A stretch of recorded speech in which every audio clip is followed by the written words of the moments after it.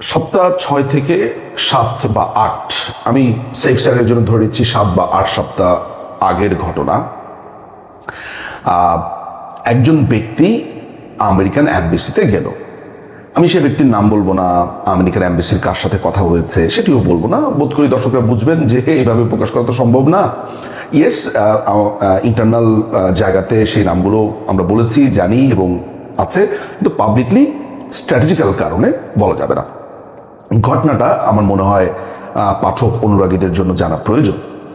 সেটি হলো যে সে ব্যক্তি যখন আমেরিকান অ্যাম্বাসিতে যায়, প্রভাবশালী দুজন কর্মকর্তা, একজন কর্মকর্তা বিদায়ী কর্মকর্তা, তিনি চলে যাচ্ছেন, আরেকজন তার স্থানে স্থলাভিষিক্ত হবেন এরকম একজন কর্মকর্তা।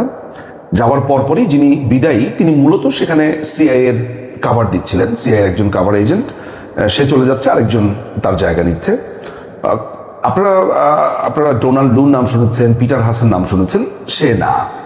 আমরা অনেকের নামই আসলে জানি না। আমরা দুজনকে সামনে দেখেছি, ভেতরে যে কত এরকম কর্মকর্তা এজেন্টরা আছে এটা আপনারা হয়তো বা জানেনও না, নামই শুনেননি।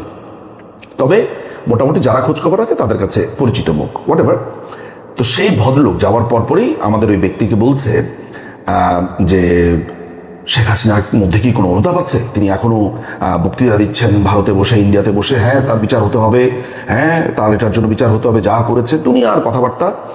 আমেরিকাকে তিনি নানানভাবে অপমান করেছেন, আমেরিকাকে তিনি সবার সামনে বলেছেন বেইস করতে পারবে না, এই করতে পারবে না, আমরাও দেখে নেব, এই সেই নানান কথাবার্তা। মানে সোজা কথা হচ্ছে যে মানে নর্মালি ডিপ্লোম্যাটরা কিন্তু অনেক কিছু হাতে রেখে কথাবার্তা বলে, এইভাবে মানে একেবারে ব্লাইন্ড অন্ধের মতো কিন্তু বলে না। তারা খুবই টেকনিক্যালি কথা বলে, সফিস্টিকেটেড, এলিট, আপনি শুনলে আপনাকে বুঝে নিতে হবে মিনিং। কিন্তু ওই লোক এগুলোর কোনো রাগঢাকই রাখেনি। একটা পর্যায়ে তিনি বলা শুরু করলেন যে ওয়েল, তুমি খুবই ব্রাইট ইয়াং পলিটিশিয়ান, তাহলে why don't you join them. Awami লীগেরই কয়েকজনের নাম বলল যে তাদের সাথে জয়েন করো।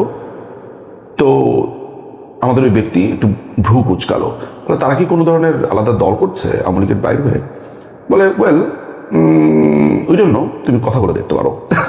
মানে ইঙ্গিত সুস্পষ্ট যে আওয়ামী লীগের পেছনে কিছু লোক তারা আলাদা আলাদাভাবে আওয়ামী লীগের আরেকটা দল বানাতে চাইছে, ইলেকশন করার ধান্দা করছে, এরকম একটা ব্যাপার, যেটা আমেরিকা সিআইএ কাজগুলো করানোর চেষ্টা করছে। খুব বেশি ওই লোক যে এই ব্যাপারে আশাবাদী ওরকম মনে হলো না, কিন্তু সে খুবই কনফিডেন্ট নিয়ে বলেছে যে তুমি কিন্তু অমুক গ্রুপের সাথে বসে কথা বলতে পারো, দে হ্যাভ এ প্ল্যান। তো সে কথায় কথায় প্রতিবাদ করলো যে বাংলাদেশ আওয়ামী লীগকে ছাড়া এই দেশের রাজনীতির কথা চিন্তাও করা যায় না, মাননীয় প্রধানমন্ত্রী শেখ হাসিনা ওনাকে ছাড়া তো চিন্তা করা যায় না, এটা অসম্ভব, তোমরা এটাতে বিফল হবে, এই সেই হাবিজাবি বলছে। বলে লেটস সি আমরা কি করতে পারি। ওয়েল, তখন এনসিপি তাদের কথা এলো এবং জামাতের। তো এনসিপিদের কথা বলতে গিয়ে বললো যে হ্যাঁ ওদের একটু কার্টিসির অভাব আছে, রাত বিরেতে ফোন দিয়ে বসে, ওরা অনেক কিছু জানে না, তারপরে হচ্ছে যে ওদের অপরিপক্কতা আছে, টু মাচ কথাবার্তা বলে, বাট ওয়েল আমরা ঠিক করে নেব। মানে ওরা যেভাবে কথা বলছে এরকম যে ওরা হচ্ছে এই দেশের জমিদার আমেরিকানরা, ওরা নির্ধারণ করবে বাংলাদেশের রাষ্ট্র ক্ষমতাতে কে যাবে, কাকে ঠিক করবে, কার মাফ চাওয়া উচিত, কার বিচার হওয়া উচিত, দেশ কিভাবে চলবে, প্রশাসন কিভাবে চলবে, প্রত্যেকটা মানে আছে না একটু লজ্জা, একটু চোরের মতো কথাবার্তা বলবে, বা একটু ডিপ্লোম্যাটিক টোনে বলবে যে আপনি পুরোটা বুঝতে পারবেন না, বাসা দেশে আপনাকে বুঝে নিতে হবে, এরকম না, একদম সরাসরি বলছে। জামাতের ব্যাপারে আমেরিকান অ্যাম্বাসির পুরো ব্যাপারটা হচ্ছে এমন যে তারা জামাতকে স্ট্রংলি ক্ষমতাতে আনতে চায় এবং তারা এনসিপি এবং জামাতকে ব্লেন্ড করে রাষ্ট্র ক্ষমতাতে আনবে। তখন আমাদের ওই ব্যক্তি বলছেন যে হোয়াট অ্যাবাউট বিএনপি, মানে বিএনপির ব্যাপারে তাহলে তোমাদের কি? বলছে যে ওয়েল, তারেক রহমানকে ছাড়া যদি ওরা রাজনীতি করতে চায় ওয়েলকাম। তারেক রহমানের ব্যাপারে খুবই মানে কঠোর একটা অবস্থানে নিয়েছে অ্যাটলিস্ট ওই দুই কর্মকর্তা। তো আমি ফোনের মধ্যে বললাম সিরিয়াসলি, কিন্তু আমার কাছে যেই তথ্যগুলো আছে সেখানে আবার ভিন্ন ভিন্ন তথ্য পাচ্ছি যে তারেকের সাথে যোগাযোগ করছে। ইনফ্যাক্ট ওই মিটিংটার পরে আবার এই যে ট্রেসি অ্যান্ড জ্যাকবসন কিন্তু তারেকের সাথে দেখা করতে গেছে বলে শুনেছি। কিন্তু ইন্টারেস্টিং, অর্থাৎ আমেরিকা কয়েকটা টোনে কাজ করে।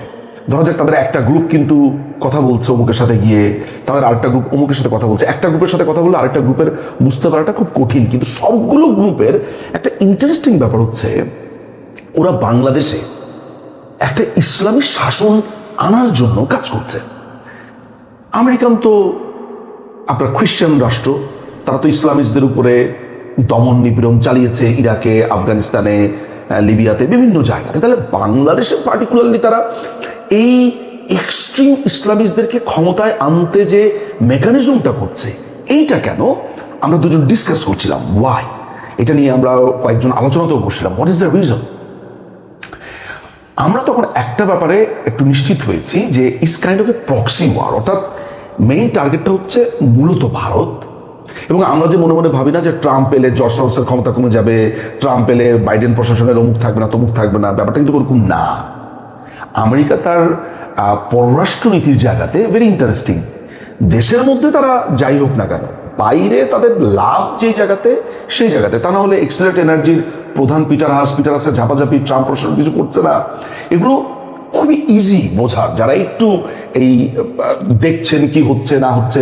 আমি নেপালের ব্যাপারটাতে আসতে পারি। নেপালের ব্যাপারটাতে দুটো ধারণা আছে। একটা ধারণা থেকে বলা হচ্ছে যে ভারত বিরোধী যেই সরকারটা নেপালে ছিল সেটা সরে গেছে, ডিপ স্টেট এখানে পরাজিত হয়েছে, এখানে মূলত ভারতের একটা সাপোর্টেড গভর্নমেন্ট এসছে। ওইটা আমি মনেই করি না, এইটা সিআইএরই ডিপ স্টেটেরই কাজ, ওই একই মডেল তারা ফলো করেছে। তো এই জিনিসটা নেপালের যে ঘটনাটা হয়েছে, এর আগে শ্রীলঙ্কাতে যেটা হয়েছে, শ্রীলঙ্কার ব্যাপারে অভিযোগ ছিল তারা খুবই চায়না অভিমুখী হয়েছে, আমেরিকা করেছে, এটা সবাই জানে। এবং মজার ব্যাপার কি খেয়াল করেছেন, সেই ভদ্রলোকও কিন্তু গ্রেফতার হয়েছে কদিন আগে। আমেরিকা একটা দেশে এসে ডিজাস্টার করে, যেমন ইরাক, কিন্তু ডিজাস্টারের পরে কি করবে, অর্থাৎ ওই সরকারকে ফল করানোর পরে কি করবে, কমপ্লিটলি ব্যর্থ। আফগানিস্তানে তারা ওসামা বিন লাদেনকে করতে গিয়ে তাদের নিজস্ব কারজাই টারজাইকে বসালো, কিন্তু তারপরে কি, তারপরে কিন্তু তারা পুরোপুরি ব্যর্থ, তালেবানদের কাছে পরাজিত হয়ে চলে গেছে। শ্রীলঙ্কাতে তাদের লোক বসিয়েছে, তারপরে কি, পরাজিত হয়ে ওই লোককেই গ্রেফতার করা হয়েছে। বাংলাদেশে তারা যেটা করার চেষ্টা করছে যে কমপ্লিটলি বাংলাদেশের স্পিরিট বিরোধী এই যে মৌলবাদ চর্চা, ইসলাম ধর্ম এগুলো নিয়ে কিন্তু কোনো রকমের প্রশ্নই নেই, কারণ বাংলাদেশের 95% মানুষ মুসলিম। সুতরাং এখানে ইসলাম সংকটে, ইসলাম নাই, ওই কথা বলাটাই হচ্ছে একটা বুদ্ধি, একটা চালাকি, যে আপনাকে মনে হয় আপনার ইসলামটা নিয়ে নেবে। ইসলাম কি কেউ থেকে নিয়ে নিতে পারে যে আপনি নামাজ পড়তে পারবেন না, আপনি রোজা রাখতে পারবেন না? এই জিনিসটা বলে হচ্ছে ওকে এজিটেট করার জন্য। এবং এটা ক্রমাগতভাবে বলতে বলতে বলতে মানুষের মনে হয় হ্যাঁ আফগানিস্তানে যা হয়েছে এটা হয়েছে, আমাদেরও মনে হবে এই হবে, এই শঙ্কা। তো মানুষ এইটা ভাবে না যে যারা এই কাজটা করছে তারাই বাংলাদেশে নতুন মেকানিজম করছে। তো যেটা বলছিলাম যে আমার ওই ভদ্রলোক বা ভদ্রমহিলা বা হোয়াট এভার, আমি ওই জেন্ডারটা বলছি না, একটু কনফিউশনে রেখে দিই। তো সেই আমেরিকান অ্যাম্বাসিতে যখন কথাবার্তা বললো, ওদের পুরো ধান্দা হচ্ছে ওরা জামাতকে এই ইলেকশনের সামনে নিয়ে আসবে, রাষ্ট্র ক্ষমতাতে নিয়ে আসবে। ওদের টাকা, ওদের পয়সা, ওদের একটা মাত্র জোর আছে, সেটা কি, আমাদের সাথে তোমাদের সমস্ত বিজনেস, আমরা যদি নো বলি তোমাদের সমস্ত দেশ গেছে রিজার্ভ আমেরিকাতে, সবকিছু মিলে। অর্থাৎ এমনভাবে আমরা রপ্তানিমুখী, অর্থাৎ আমরা যদি গার্মেন্টসের পণ্য না নিতে পারি, আমাদের থেকে তারা জিনিসপত্র না কেনে, ওরা আমাদেরকে অনুদান না দেয়, আমরা শেষ হয়ে যাবো। এবং সেই পাওয়ারেই তো ছড়ি ঘোরাচ্ছে বাংলাদেশ। যদি এমন হতো যে বাংলাদেশ এগুলো ক্যারি করে না, বাংলাদেশের সারা পৃথিবী জুড়ে বাংলাদেশের মার্কেট, বাংলাদেশের মানুষ ছাড়া পৃথিবী চলতে পারবে না, বাংলাদেশের টেকনিশিয়ান ছাড়া চলতে পারবে না, বাংলাদেশের ইঞ্জিনিয়ার ডাক্তার ছাড়া পৃথিবী চলতে পারবে না, তাহলে আমরা ভারতের মতো একটু পাওয়ার নিয়ে কথাবার্তা বলতে পারতাম। ভারত যেরকম পাত্তারাত্তা দেয় না, চায়না যেমন পাত্তারাত্তা দেয় না, আমাদের এটা দিতে হয়। এবং সেই সুযোগই তারা একটা কলোনি গড়ে তুলেছে। এই যে ডাকসুর ইলেকশনটা হলো, ওই প্ল্যানেট থেকে এটা বাইরে না। এখন আপনি আমাকে প্রশ্ন করতে পারেন, অনেকে আমাকে প্রশ্ন করেন, নিজুম ভাই কি হচ্ছে, যেই মানুষটা আপনার লাল বদর হয়েছিল, যে মানুষটা সেই সময় গভর্নমেন্টের এগেনস্টে, বাংলাদেশ আওয়ামী লীগের এগেনস্টে গেছে, দিনে 3 বার ফোন দেয়, দাদা ভুল করে ফেলেছি তো বলেন না, দাদা ভুল করে ফেলেছি বলেন না, কি করছেন আপনারা, কিছু একটা হবে, আর তো পারি না। ওইটা ওগুলো নিয়ে আমি ডিসকাস করতে চাই না। ধরেন আমি এগুলো কিছুই জানি না, আমি জানি না, আমি একটা সাধারণ মানুষ, আমি কেমনে জানবো এত ভেতরের খবর, আমি কি ডিপ স্টেট, আমি জানি না আওয়ামী লীগে কি হচ্ছে কি প্ল্যান, এগুলো আমি একটা সাধারণ মানুষ, আমি এমনি কথা বলি। কিন্তু এতটুকু তো বলতে পারি যে এই দিন খুব বেশি দিন থাকবে না। আমরা নেমেছি ছাই দিয়ে, এটা ধরেন ধুম করে রাষ্ট্র ক্ষমতাটা আমরা নিয়ে নিব এমন না, ছাই দিয়ে নেব। কিন্তু সেটাতে আসার আগে আমি আপনাদেরকে বলছি যে এই বাংলাদেশ কি প্রশ্ন করছে এই তরুণরা, যে তাই তো আমেরিকা ডিসাইড করছে কে হবে ভিপি, কে হবে কোন প্রশাসনে যাবে, জামাতকে তারা বলে দিচ্ছে তুমি এইটা করো ওইটা করো, তোমার পেছনে আমি আছি। এনসিপিকে টাকা দিচ্ছে। এই যে ওয়েস্টিন হোটেলে যে লোকটি মারা গেল আমেরিকান, সে একটা স্নাইপার, প্যারা কমান্ডো, ওর লাশটা নিয়ে গেল, ময়না তদন্ত কিচ্ছু হলো না। কেউ প্রশ্ন করেছে, কোনো মিডিয়াতে কি দেখেছেন ওই মৃতের খবরের পর আর কোনো খবর এই লোকটাকে নিয়ে নিতে? দেখেননি। আপনি এটা দেখবেনও না, কারণ দেশটা চালাচ্ছে আমেরিকা। আপনি কি একবারই বলেছেন ঢাকা না ওয়াশিংটন, ঢাকা না ওয়াশিংটন, ঢাকা না নিউ ইয়র্ক, ঢাকা ঢাকা? না, আপনি শুনেছেন ঢাকা না দিল্লি, ঢাকা না দিল্লি। অর্থাৎ সমস্ত ঘৃণা এই আমেরিকান এজেন্সিগুলো ভারতের উপরে চাগিয়ে দিচ্ছে। এখন আপনি আমাকে দিল্লির দাস, ভারতের দাস বলে, রয়ের এজেন্ট বলে সারাদিনই তো গালিগালাজ করেন আর ইচ্ছা মতো করেন। কিন্তু একটা প্রশ্ন আমি আপনাকে করতে চাই, আচ্ছা এই যে একটা বছর 3 মাসের মতো চলে যাচ্ছে, ভারতের সাথে আওয়ামী লীগ নাকি অনেক দাসত্ব চুক্তি করেছে, একটা সিঙ্গেল চুক্তির লাইন দেখাতে পারলো না। একটা মসজিদে উলুধ্বনি হয়েছে দেখাতে পারলো না। দেশ আওয়ামী লীগ বিক্রি করে দিয়েছি হতে পারলো না। কি অদ্ভুত, তাই না? আপনাকে ক্রমাগতভাবে বলছে দেশ ভারত দখল করে নিয়েছে, ভারত দখল করে নিয়েছে, ভারতীয় হয়ে গেছে। অথচ আমি পুরো দেশ জুড়ে আমেরিকা দেখি, আমেরিকান প্রভাব। কিন্তু ওরা কিন্তু আবার আমাদেরকে ভিসা দেয় না, মানে যা কিছু করছে আমার দেশে এসে আমার থেকে 2 কোটি লোক নিয়ে যাবে বাবা, তাহলে তো বুঝতাম যে তোদের দেশ এত উন্নত, এখানে 2 কোটি লোককে নিয়ে যা, তাহলে তোদের একটু প্রশংসা করতাম। তাও নিচ্ছে না। সমস্ত কিছু আমার ঘাড়ের উপরে বড়ই রেখে, আমার মাথার উপরে বড়ই রেখে ওই মরিচার লবণ দিয়ে খাচ্ছে। আমার এই কথাগুলো তেতো মনে হবে, আমার এই কথাগুলোকে মনে হবে হ্যাঁ উনি মনে হয় এইভাবে কথা বলছে, আমার ওনার অঙ্গভঙ্গিই ভালো লাগে না, আমার ওনার কথাই ভালো লাগে না, আমার ওনার কথা শুনতেই ভালো লাগে না। এরকম অনেকে বলে না, নাস্তিক আমাকে বলে, আমাকে কত কিচ্ছু বলে।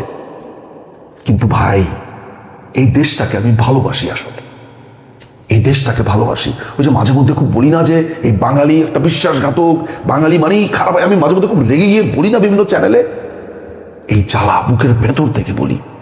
চোখের সামনে যখন রাজাকারের আস্ফালন দেখি, এই ধর্মীয় উন্মাদদেরকে, মাথায় রাখবেন আমার চাচি, খালা, মামি, আপনি, আমাদের আশেপাশের যেই প্রতিবেশী মানুষ, এরা কিন্তু ধর্মীয় উন্মাদ না। চিল্লায় বলেন ঠিক বলেন না, আমি কিন্তু শুধু তাদেরই বলি, ওই উন্মাদদেরকে, ওই মৌলবাদীদেরকে। এটা যারা বুদ্ধি আছে তারা বুঝবে যে কাদের বিরুদ্ধে আমার এই বলা। কিন্তু এসব সবকিছু ছাপিয়ে এই দেশটা তো আমেরিকার একটা কলোনি হয়ে গেছে।